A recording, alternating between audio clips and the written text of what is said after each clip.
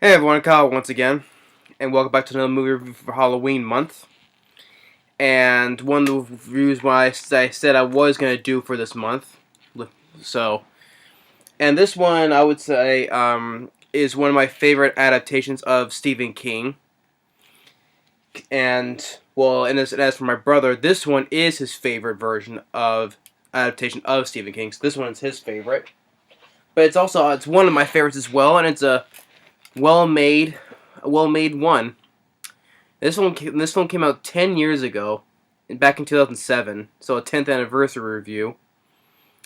And I just can't believe it came out 10 years ago. As I remember, when I saw the trailer to this, I enjoyed it.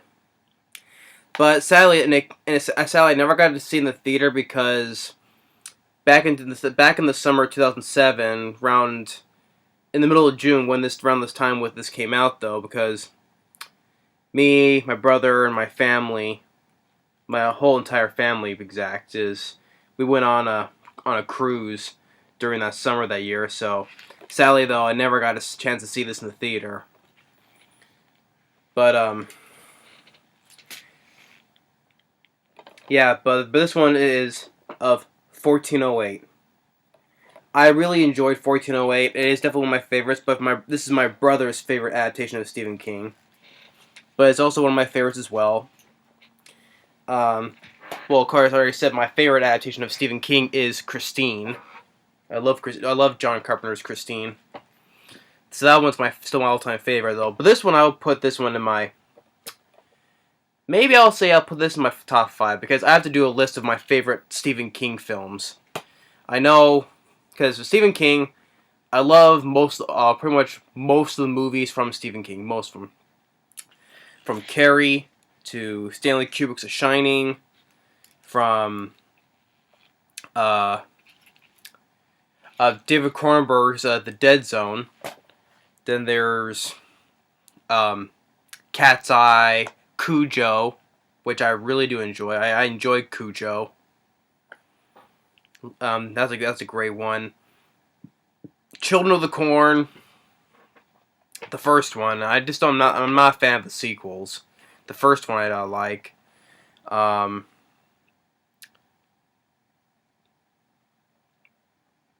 then Firestarter. I would say it's not one of my favorites. I'm not the biggest fan of Firestarter, but The Stand with Gary Sinise. It, the miniseries. But the new one of it, I don't want to talk about now. But all the other ones, Maximum Overdrive, I love. A lot of people hate that movie. I love Maximum Overdrive personally.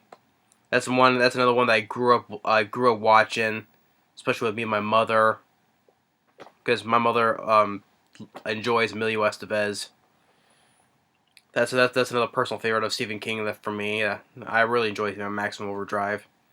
Uh, but this one I really do enjoy, and of course in the same year, in November around Thanksgiving, is when The Mist came out.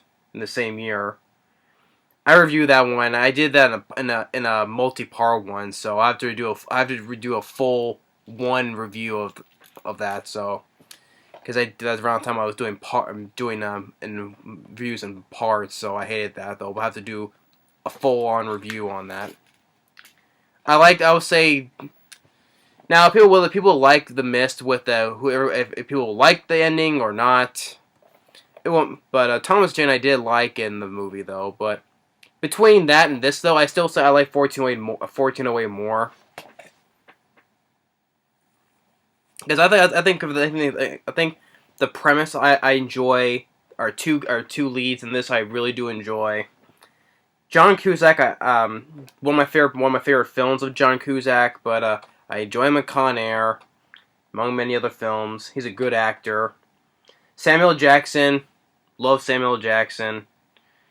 Mary McCormick, who plays in the film John Cusack's wife, and Tony Shalhoub has a small role, surprisingly enough, but yeah.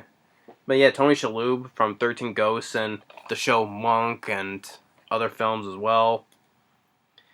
And it's directed by Mikael Hafstrom, Now, before this, in 2005, he directed a film called Derailed with Clive Owens and Jennifer Aniston, which I don't remember though. But after this, 2011, he directed The Riot with Anthony Hopkins. That could have been a good exorcism movie with Anthony Hopkins. I enjoy Anthony Hopkins, but that was a boring as hell exorcism, typical. That was not great. And then another one, 2013, that really was a huge disappointment, really, and that was Escape Plan with Sylvester Stallone and Arnold Schwarzenegger. That was one of the biggest disappointments I've seen in 2013. Definitely. And for some reason, that film is getting sequels. How does a film like that get sequels when that film domestically didn't do well domestically in the box office for Escape Plan? But somehow that film's getting sequels. That's mind-boggling to me. I don't know why that film's getting sequels. But yeah, but he directed that, and I would say it's definitely this guy's best film, easily. But I haven't read the short story that's based on by Stephen King, but I've read some other ones though. I read Cujo, I read Christine, but I even read The Mist, really enough, but I have not read the short story that this is based on. And this film had multiple endings, which I'll get into though. But I really like the premise of the film. And now the film did perform well critically and box office wise. Total worldwide, it made about 132 million worldwide. It was well at the time. It was the second most successful box office wise of Stephen King, behind The Green Mile. And now it's the third because it's the new It movie. Because that's now by far the highest of Stephen King films. By far, though. I would say this, I like this better than It. But, now the whole gist of the story is because John Cusack, he plays Mike Enslin. He's okay. He had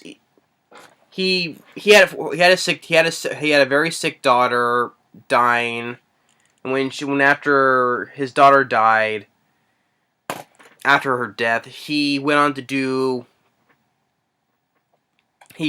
experience the stuff of the afterlife, the paranormal. So he's an author as well. After he goes from exploring like haunted places, like the opening, he goes to see this haunted house, see what anything that's gonna go on happen, and he writes his books about the stuff, and which his books haven't been that great in sales, basically. But he doesn't believe in all this stuff, though. He tries to go to these haunted places, but nothing happens. He doesn't believe in the stuff. And one part where he's at this bookstore where he's public speaking and selling the books, a few people are there, and one person asks, like, so you don't believe in ghosts? And he's asking, I've said I've never seen one. Nothing would make me happier than experience a paranormal event. So, and then one day when he's getting coffee or whatever, he gets in the mail, he gets a postcard for the Dolphin Hotel in New York, and it says, don't enter 1408, room 1408. And I don't think that, of course, he adds all the numbers together at 1408, which equals 13. He tries to call for a reservation to sleep in the 1408, but it says no, that room's unavailable no matter what day or week or month it is. 1408 is not allowed.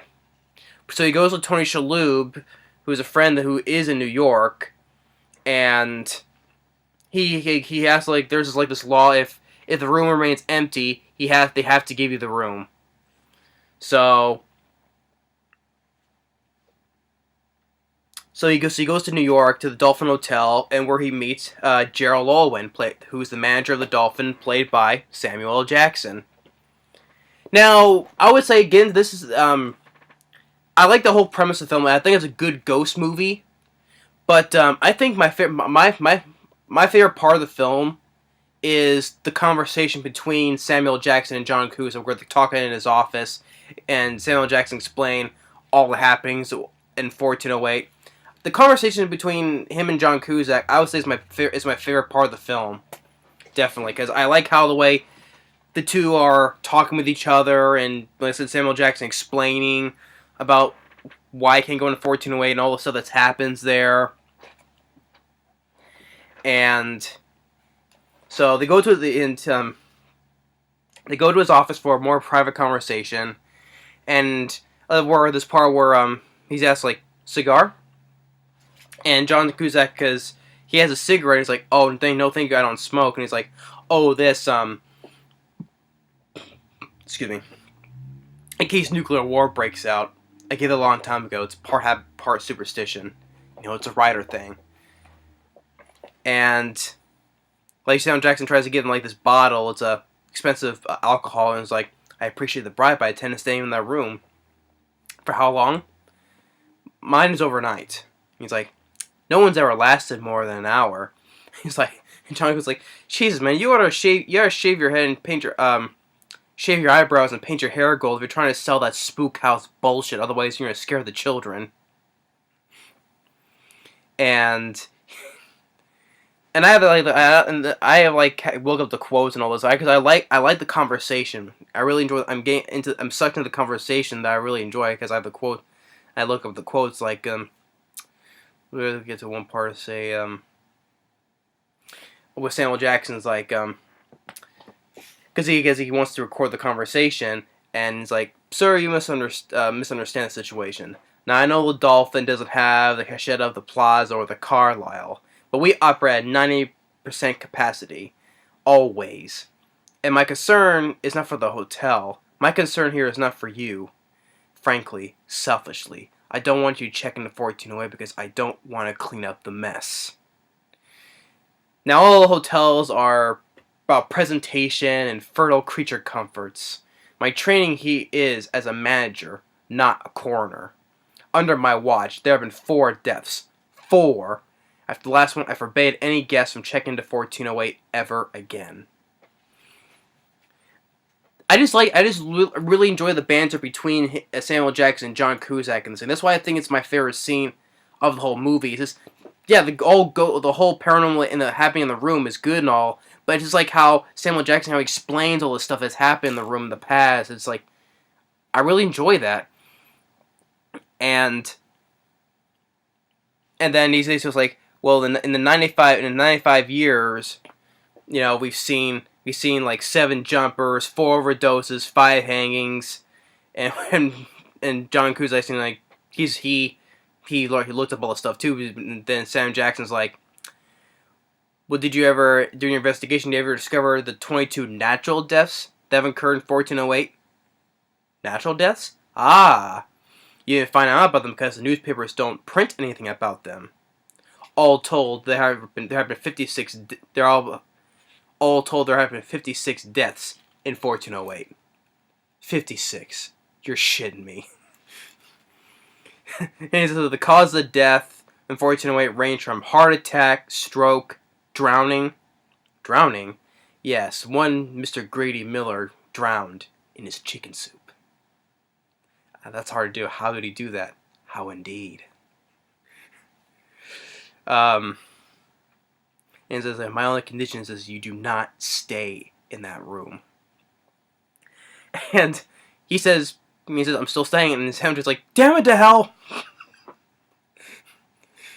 And he talks about the first victim when the Dolphin first opened, and he's like, you know, you don't have to stay in 1408. You can take photographs of 1404. It has the exact same layout. No one will ever know the difference. And they starts talking about his first book, the hardcover, and John Cusack. And he's like, you know, look, just give me the goddamn key, all right? He's like, hey, I stay at the Bixby house. I brushed my goddamn teeth right next to the tub where Sir David Smith drowned his whole family. And I stopped being afraid of vampires when I was 12. You know why I can stay in your spooky old room, Mr. Owen? Because I know that ghoulies and ghosties and long-legged beasties don't exist. And if they did, there's no God to protect us from them, is there? So Samuel Jackson decides, to give him the key, and it's an old-fashioned key. And he says that electronics don't work in 1408, and he's like, oh, I don't use the word phantom. He's like, no, you misunderstand.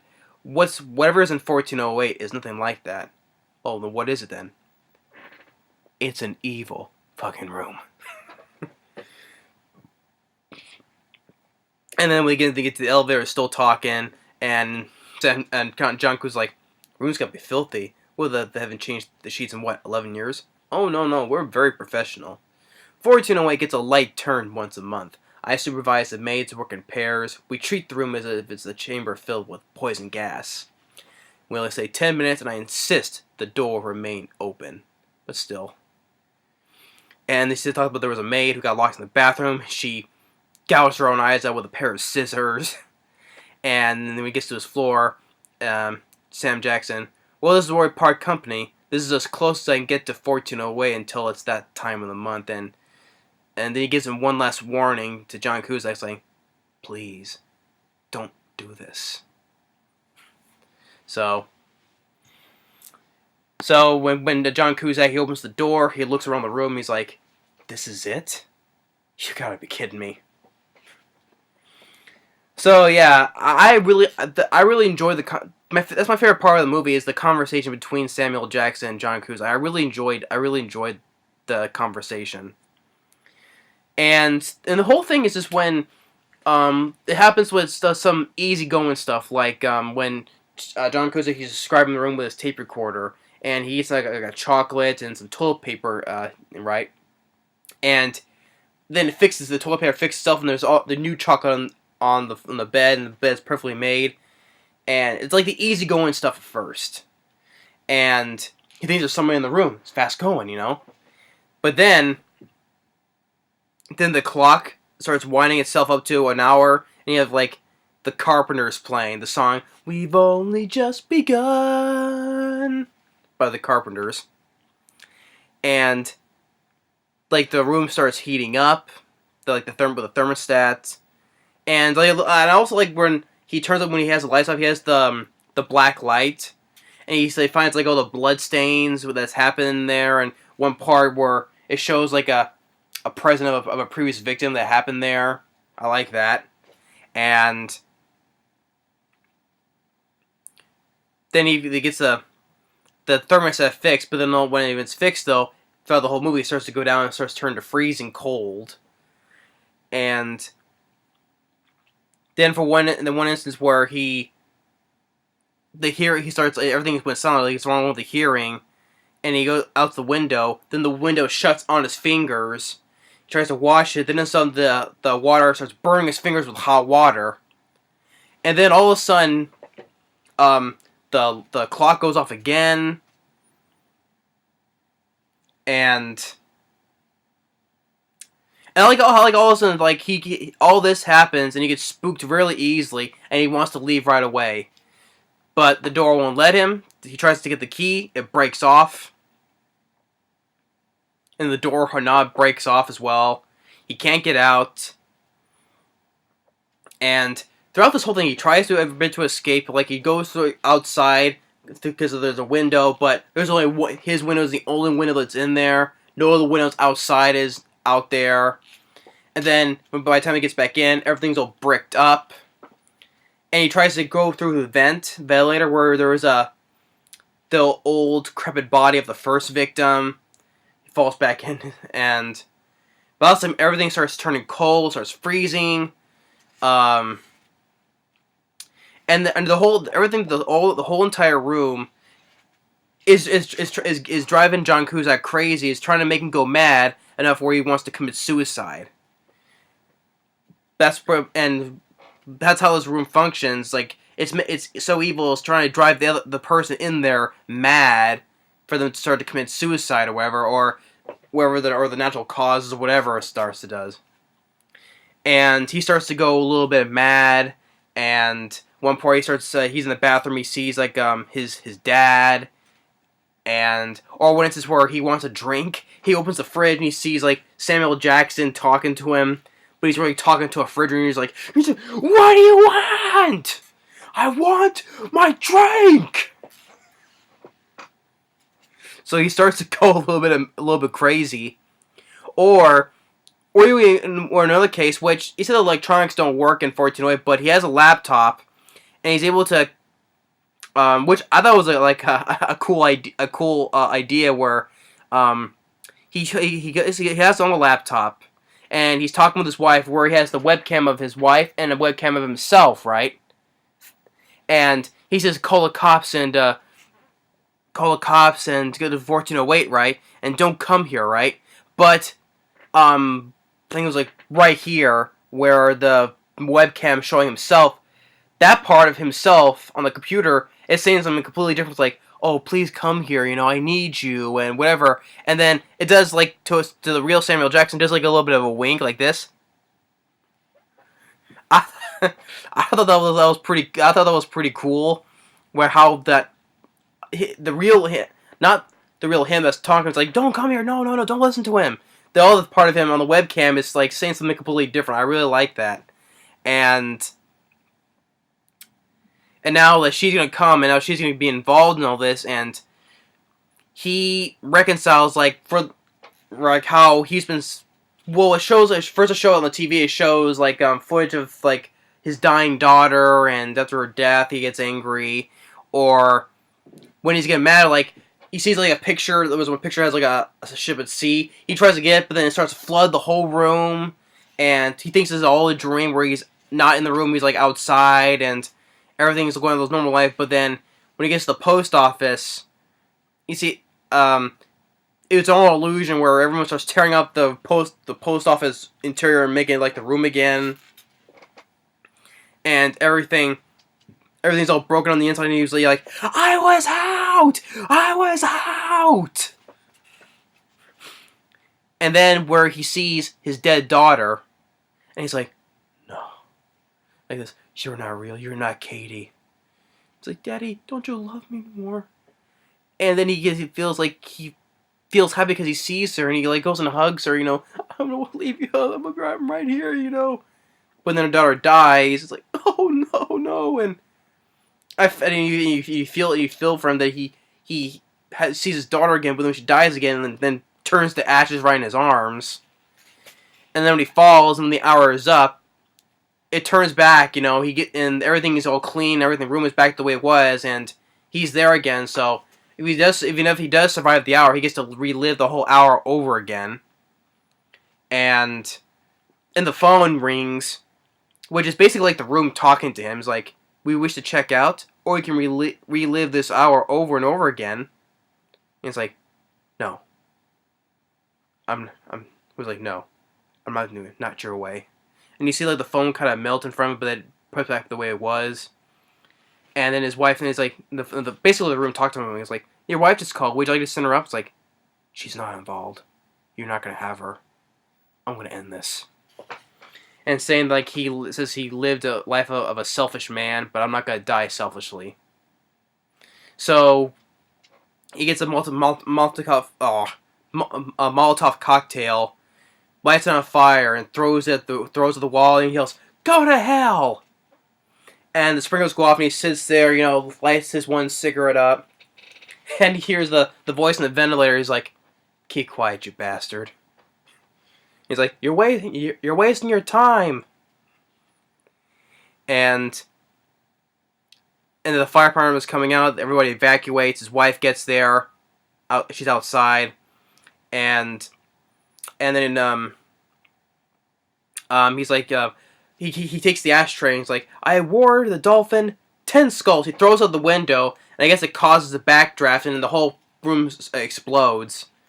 And he thinks he's ready to die. But the firefighters, they come in and save him. And then Samuel Jackson's sitting in the office like, well done, Mr. Enslin. Well done.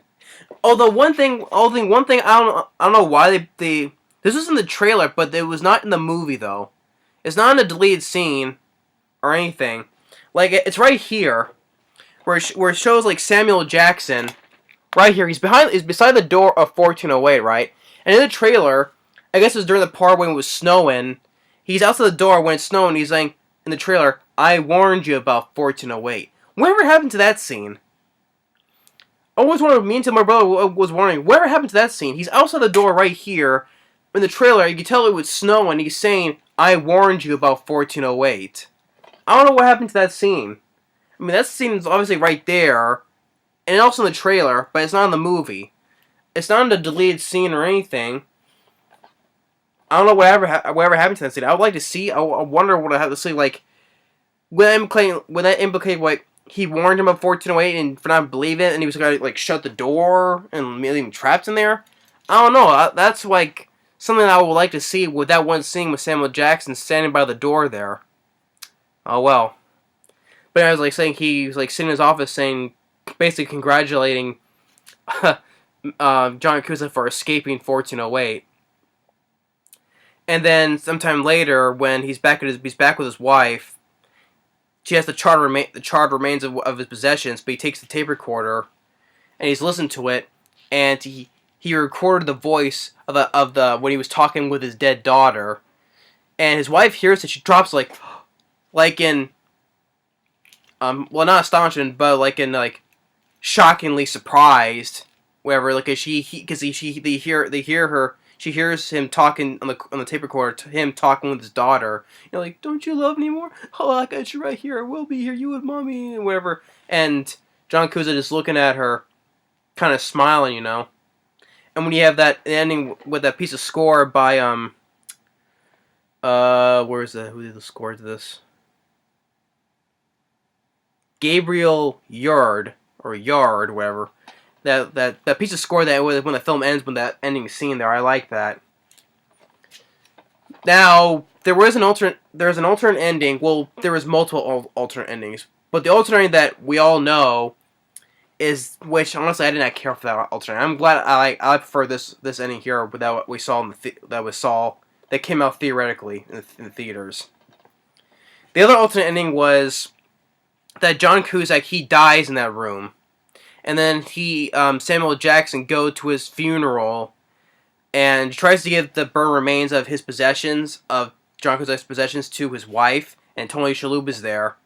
And she says, no, keep it, whatever. And he goes back to his car, and he looks in the rearview mirror, and there's the burned remains of John Cusack, and it scares him. It looks like there.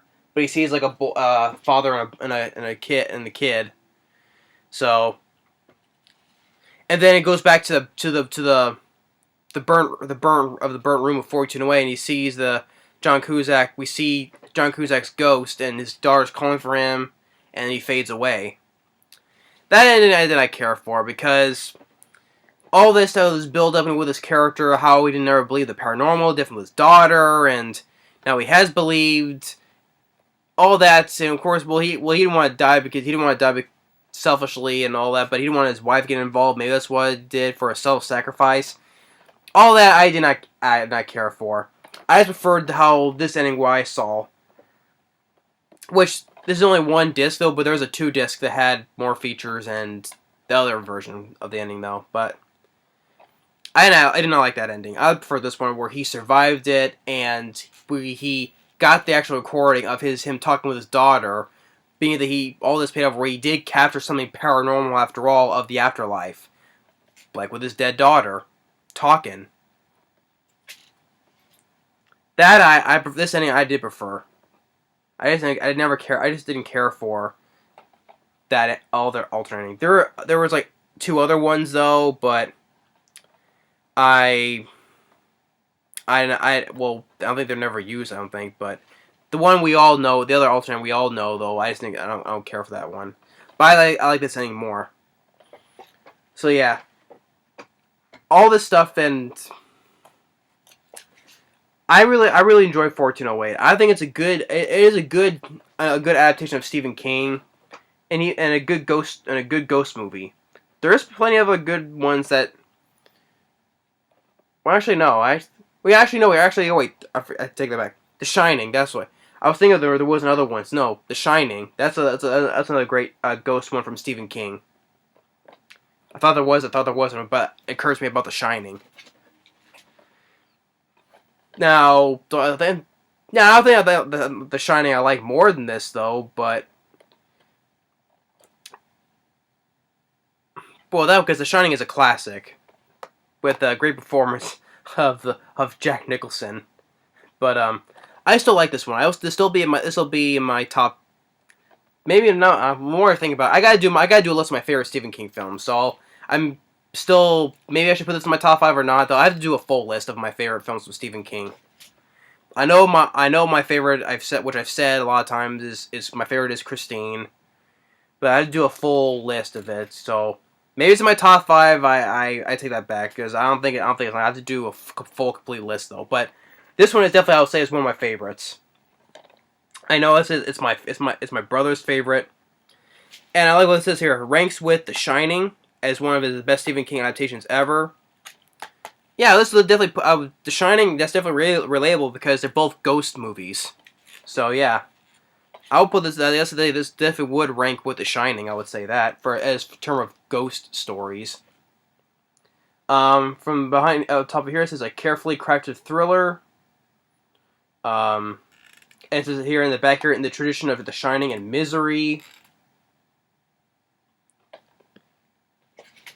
But yeah, I'll definitely say I would say it's more. I guess definitely put this like The Shining because in terms of ghost stories. So I will say that though. But I think John Cusack did a great job, and Samuel Jackson, the little role he has, I think he still did a good job as well. The one Mary McCormick played the wife for whatever screen time she had, which was fine. Nice to see Tony Shalhoub in there as well for a small role. I think it was good. I think it was good directed by Mikael Hafstrom. I think this is a lot better than, definitely a lot better than Escape Plan or The Right. And the score by Gabriel Yard, I liked.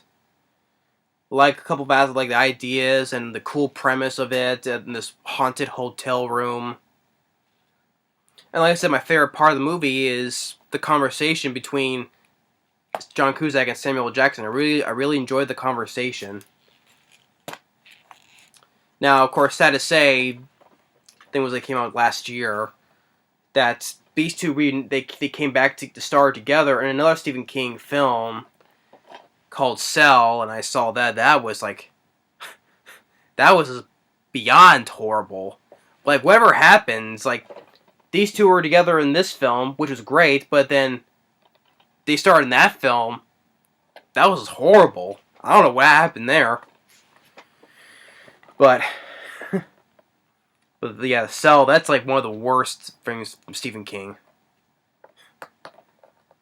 So and I definitely understand why the film gets so much hate. But 1408, I would say it's a great Stephen King film, definitely. And I'm glad I have this. And my brother he really enjoys the movie. They would say that's my favorite adaptation of Stephen King, definitely. Yeah,